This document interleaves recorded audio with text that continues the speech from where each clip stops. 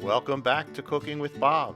Today I'm going to show you how to make baby back ribs on a gas grill.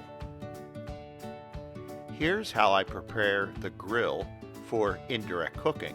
On the left, I have a water pan underneath the grill, and on the right, I have a smoker box. I'm only going to light the burner on the right. It will produce the smoke, it'll permeate the meat, and the fat will drip into the water pan. This is 3 pounds of baby back ribs. I cut the rack in half so it fits better. I seasoned it with barbecue dry rub and I rubbed it with a little olive oil. I pulled the skin membrane off the back.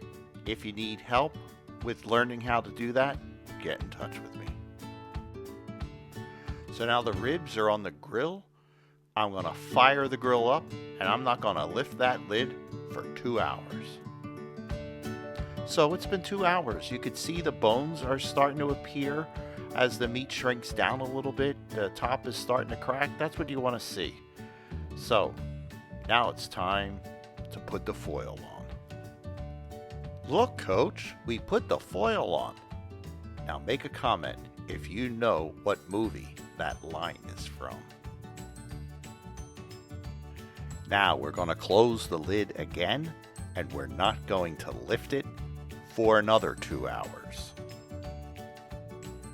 2 hours later, we're going to take the foil off, and we're going to move the grill over the burner, and we're going to put on the barbecue sauce, and we're just going to cook it for 15 minutes more. You don't want to burn the barbecue sauce.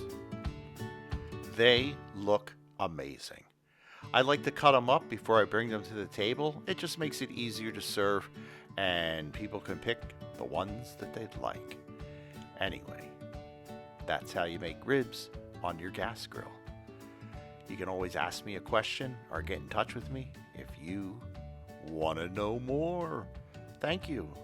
Please like, comment, and share this video. Happy summer.